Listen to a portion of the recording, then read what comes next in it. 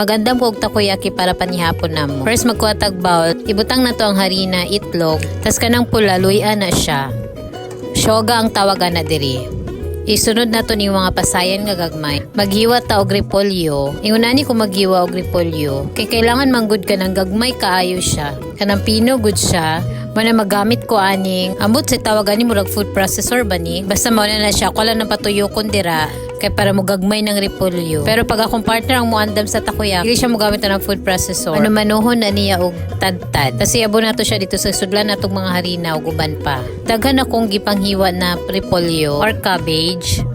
Kay mas lami manggod ang takoyaki og daghan og gulay. Manang mas prefer nako nga daghan siya og gulay kaysa sa harina. Human na to siyang butangan og tubig. Tama-tama lang. Pasensya kayo wala nay takos-takos akong gibuhat. Kay murag nakabisado na manggod nako kung unsa siya kadaghan nun. Human na to na siyang i-mix lang. Hangtod na mag-combine na sila tanan kanang wala nay harina nga tibugol. I-mix lang jud padayon lang nimo siyang mekos-mekos. Hangtod wala na kay makita nga puti-puti nga harina. Inguna lang siya kadali. Magbuhat og takoyaki. Simple lang gud. Inguna na among buhat diri. Muna siya mong ginakaon. Ug nahaman na iandam na tong fry pan para sa takoyaki. Inito og butangag mantika. Muna siya ang taco, octopus na siya sa English. Ug butangan po nato siya og wiener or sausage. I-brush na to tong mantika na ato ang gibutang sa atong fry pan aron mag-spread siya. Isunod na to butang ang taco or octopus, nagihiwa-hiwa ug ang sausage. Pag init-init na gani siya, pwede na nimo ibutang tong harina. Ay mo nang namekos-mekos tanan. Inganaw lang na nimo siya antod mapuno na siya. Ug pag mahuman na, pasagdan lang na nimo siya antod siya nga magluto or makita nimo na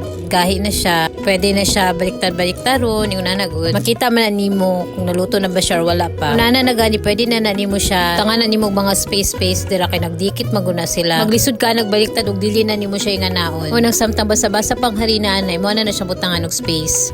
Pag iunanan na siya, hapit na siya maluto ang babaan na niya. Pero pag maluto na siya, pwede na dyan na mo siya baliktad. O nga naon yung baliktaron nimo. Kaya di maguna nimo baliktaron, mapagod na siya. Nga na lang, hininayo lang nimo siya baliktad. Hangtod na mahuman nimo na siya tanan og baliktad. Para dili siya mapagod. Pag dili pa gani na mabaliktad or basa pa na siya, ayaw lang hilabti. Kaya maluto ram na siya iyaha. Mugay na siyang likudan na. Or feel nimo na mabaliktad na siya, dala na nimo siya ibaliktad. Kaya basa-basa pa magud na siya, maglisod jud ka na. Yung una na lang magbuhat og takoyaki.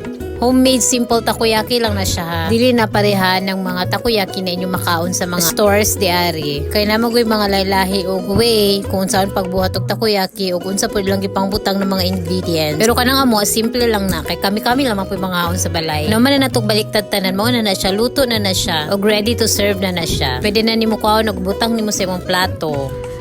Butangan na nimo siya og mga sauce, mayonnaise ug uban pa. Depende na sa imo ha kung sa bet nimo ibutangan na. O di ba dali ra kay magbuhat og takoyaki. Tas mabusog na jud ka dili na kailangan og rice. Kana pa lang busog na daan kana. Kanang green sibuyas na siya. Inabutang manggod na mo sa ref ang sibuyas. Kay katong niagi daghan kayog na dala ako ang inlo na sibuyas gikan sa iyang garden. Ug madaot magud na og dili nimo siya dayon ibutang sa ref. Mo lang bye.